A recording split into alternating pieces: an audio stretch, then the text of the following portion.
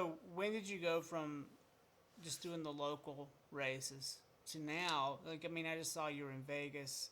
I looked at your schedule. You're all over the planet. I mean, nationwide. Right. You're going to be, I don't know, putting in probably 2 or 3 thousand miles between now and the end of October. Yep. I mean, this is when racing season's really, really on. Yep. Right now. I'm surprised you can even talk to me. I'm surprised too. Yeah. How did you get? How did you get to this point? So I was working and I got in a call from one of the hauler drivers. He asked me if I knew how to work on the bigger stuff, like the Freightliner Classic that they had.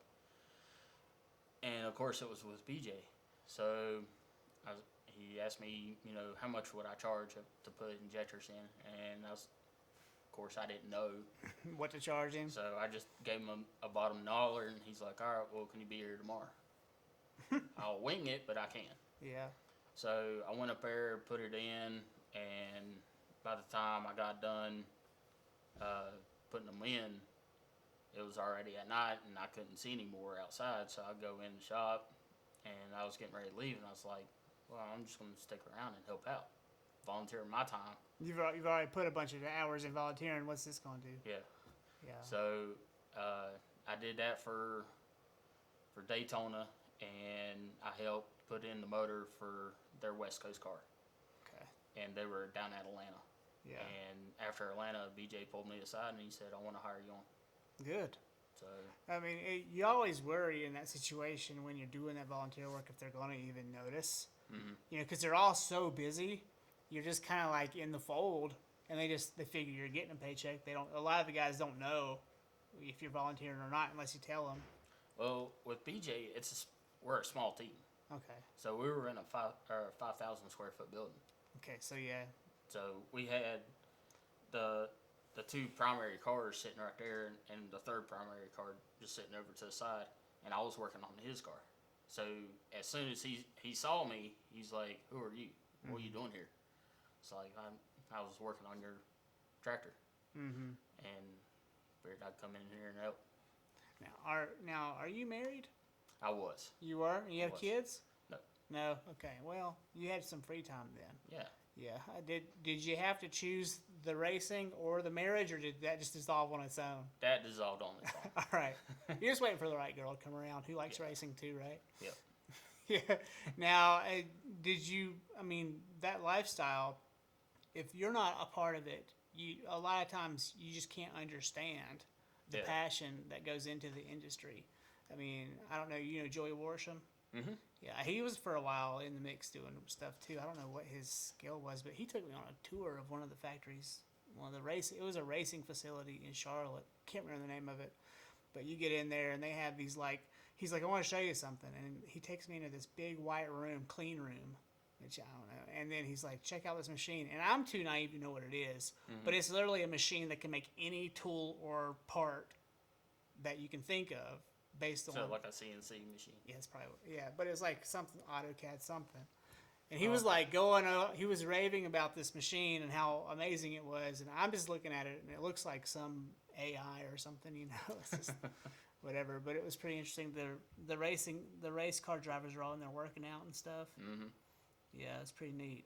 We actually have a couple of our drivers actually come in shop and, either tinker on the car or actually wipe down the car, something to help out or kind of hang out and BS with us. Now, can I take you back to your dad? Do you mind talking about it? No.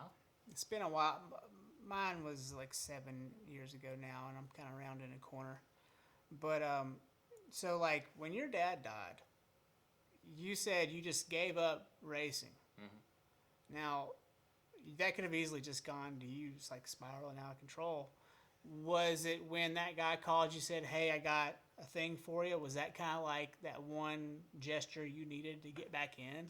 Pretty much. How long had you gone to that point before they called you? Actually, so I found out it was a Sunday. Yeah. Because I was watching the Cup race, and it was actually raining here at home, and I went from that day until a week and a half without worrying about racing. And I went to school. I couldn't make it through school because my mind was so fogged up. So, What was going through your mind instead? why the hell did it happen? Mm-hmm. Why couldn't he just pick up the phone and call one of us and let us know what's going on? Now, did he opt out of getting help from doctors? Yeah. Yeah, my dad was. So my mom had been complaining of chest pains, and they were like, "You need to call the doctor." And he's like, "I'll go after this and this and this," And so 2 weeks go by, and then he finally gets in there for a stress test, or he was about to go for a stress test that Monday, I should say, and he died that Friday, right? And so it was like he just put it off and put it off and put it off, because I think he's like me. He couldn't bear the expense of going, and he was just, he was trying to find a way to financially navigate our healthcare system, and his way of navigating it is just not doing it. Right. And I mean, I have stories where, like, I went in with chest pains and they did that heart monitor on me. I come out and I don't just get a $250 bill from a doctor. I get a $1,000 bill from the ER. I get another $2,500 sucked out of my insurance plan. I get another $400 billed to me directly for I don't know why. Mm-hmm.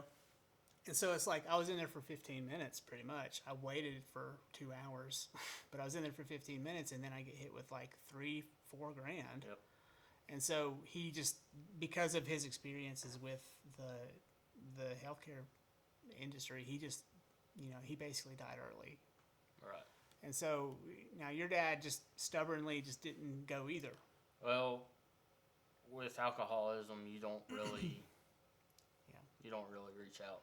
Was he a smoker too? Yep. Yeah, well.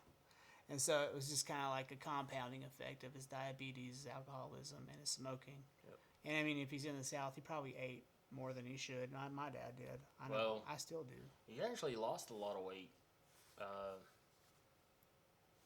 Like, there's pictures of him when he was a NASCAR official. You can see it looked like he was pregnant. Mm-hmm. And when he got out, I guess the diabetes kind of hit on him pretty hard, and he lost a lot of weight. Was that consciously? He just worked to lose it, or he lost it through illness? I think he just lost it through illness. Yeah. And is your mom still around? Mm-hmm. Yeah. Y'all close, I guess? Not as much as we'd like to. Yeah. But, with me being in racing, she understands it because she was a part of it too. Mm-hmm. Dad actually worked his way from the Dash Series all the way up to the Cup, and then my mom followed suit. So she was also a NASCAR official. Really? Mm-hmm. Wow. It's a family thing then. Yep. Even though they told me not to get into NASCAR. My uncle raced professional motocross for Honda in the 80s and 90s. I always looked up to him like he was a bronze god or something when I was a kid, because he was like the coolest guy in the family, and then my whole experience with what I was interested in led me into action sports, and then he comes calling when I'm 26, and it was a shoe-in for me to go there because it just made sense, and so, like, I don't feel like people understand, like, racing is really niche. Mm-hmm. And it's even more niche now than it used to be. It used to be really popular. Yep. And now, when I would be at the racetracks, motocross is different, but the car racing, people just aren't in the stands. It's not for them, I don't think, anymore. And if they do watch, it's on TV. Yeah. A lot of it has to do with the hotels and stuff like that. They jacked prices up. Really? The ticket sales are kind of stupid. Now they kind of went down a little bit. Yeah. I mean, even like Hickory Speedway, when I was growing up, the stands were packed all the time. And I guess with I'm not going to say who he is, but with the current director, I think a lot of it had to do with that because he would jack the prices up. Well, I mean, the people in Hickory just don't have a lot of money. No. The people who like racing don't. I mean, they're, that's not a high fold. I mean, those people are average, hardworking people, and, a lot of them got tanked when the furniture industry left too. But the thing is, like, if you go 45 minutes up to Winston-Salem from Hickory, Yeah. Bowman Gray is packed every weekend. The price is the same, or are they? They're roughly about $10 a ticket. Okay. And how much are the tickets in Hickory now?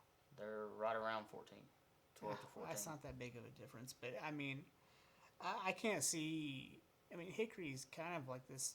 They have some big races there. They used to, Sprint yeah. Cup, right? They used to. They have had the Busch Series, which is now the Xfinity. Yeah, I don't know how they passed on that track. You know, it was crowded. Yeah, it was crowded, but it made a lot of good racing though. Just waiting for a wreck. Yep. Just all we were doing.